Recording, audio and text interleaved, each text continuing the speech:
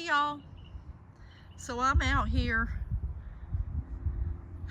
just looking around at what all I might need to do, because it is definitely looking like we've got a freeze coming next week. Yesterday it said 35, today it says 34, and that is definitely freezing here. So, you know, if it just dips down a minute, it's really not gonna hurt, like kill anything that I have probably, but I mean, it's not looking good for a tropical friendly winter. And so I thought I would talk about that a minute. Like, it'll kill my passion fruit, will probably be gone, so I'll probably take some cuttings of that and some of my other let's see, other passion fruit. I'll just take cuttings just in case. Let's see, you know, the star fruit definitely aren't gonna like it. And so what you could do is you could go ahead, if you see, because there's a big difference between a little dip for a minute into freezing, you know, in the 30s, and 22 degrees, which is what, you know, we've gotten some years. And so, I mean, it's a possibility that happens this year. And so I would lose these trees probably completely, these big, huge, gorgeous bushes with these delicious Barbados. So if I see that's going to happen this time, I'm gonna cut my bushes way back to very manageable. I mean, I wish I'd done that with a lot of my things one year. You know, I'm like, how in the world am I going to put a structure around these things? And even my sons did help me put structures around things, but what I didn't realize is there's a big difference between a freeze and a hard freeze, and certainly a difference between a frost and a freeze. But I mean, when I was first starting out, I didn't realize that. And so, yeah, if it dips to 32 for a minute, you're not, like it did freeze last year, but just a very slight freeze, so I didn't lose anything and got hardly any damage. But when it sits at freezing for hours and then gets down into the 20s like that, you not only have to cover, but you have to give them a heat source too. Otherwise, if you just encase them in plastic, you know, make a structure and then put the plastic around it, well, you're just actually adding to it. If you don't put a heat source, your trees are not going to survive that freeze like that if you're tropicals. So why not just go ahead and cut them way back to manageable size and then cover them. Now blankets, now if you put wood chips way up the trunks, you could save them from completely dying, and then, or even leaves. And so what I found one year is getting heavy boxes. Go around and find these big, huge boxes, and the box is the size that'll go over your little trees, especially if you've just planted some. And then cut your trees manageable and find the big refrigerator boxes and things like that, and start gathering that stuff up. And even if you just store them flat and then use tape to, you know, open them back up, it's a really good source of heat. And then what I did one year, let's say it's this little tree right here. So I would cut it back so it fits the box. And then some of them, I actually put the box over it and filled it with wood chips all the way up over the bushes. And when you move those, I don't care if it's freezing for 22 for hours and hours, 21. When you take that box off and you move those wood chips or those leaves, it will be as green as can be. And so, and even if there's fruit on it, I'm not kidding, it really insulates. So I highly recommend the boxes. Even you can put chicken wire around your pins and and then fill them completely up with wood chips or leaves, either one. And that is just a huge deal for the trees. It really, really will protect and save them. And then here's my Indian jujube.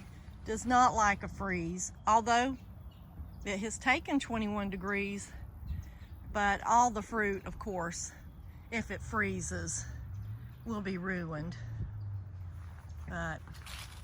And this is also, I do recommend this tree, definitely. When nothing else is fruiting, this has got fruit on it, all over it. But the limbs are very flimsy. So it's probably best to really keep the limbs much shorter on this thing, because look over there, they just split and break really easily. And I don't prune this enough at all. So I do recommend that if you're in a place where you get lots of winds, and like Florida, the limbs just break off. But I love Indian jujube. Also noticed, I was thinking, wow, things are going to sleep early. So a lot of trees are already going dormant, which is awesome. And I mean, it's not going to kill the mulberry trees, even if they're in full production right now. I mean, it's going to kill the fruit, and it's going to, of course, kill the leaves and stuff, but it's not going to kill your established mulberries to the ground, for sure. Now, one year I had a newly planted mulberry by a month or so, and it did completely kill it.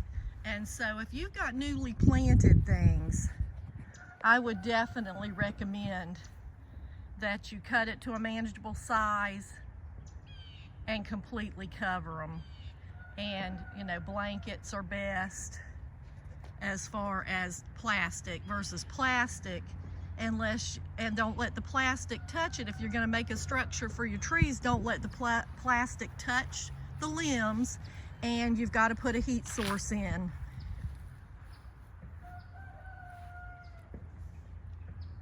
that pretty? Look at the sunflowers.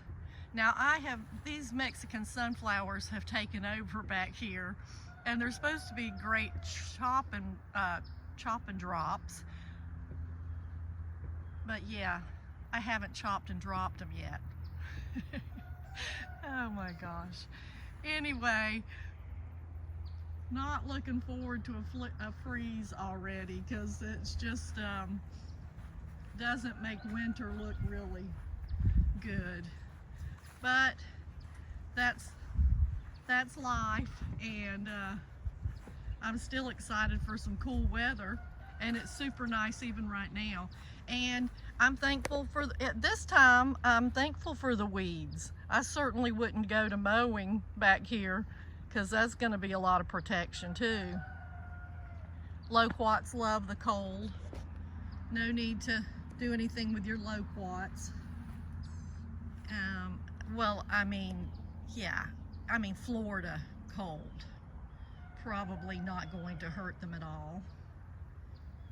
And concerned about my avocado trees and my mangoes back there. Definitely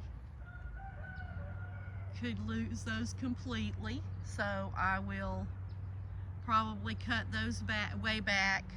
Not at this dip right now, but definitely if we're going to have that, it looks like we're going to get into the 20s sometimes. Anyway, all right, have a great day. Plant lots of fruit trees. Central Florida's on 9B. And I may have to quit saying, and we get about 100 chill hours, because last year was about 400, and this year's looking good for that already. We've already gotten chill hours, and in the end of October, so it was started some chill hours. And it's funny because the way that I just roughly keep up with chill hours is on a night that I just write 5 hours down. Let's say that it says on the forecast that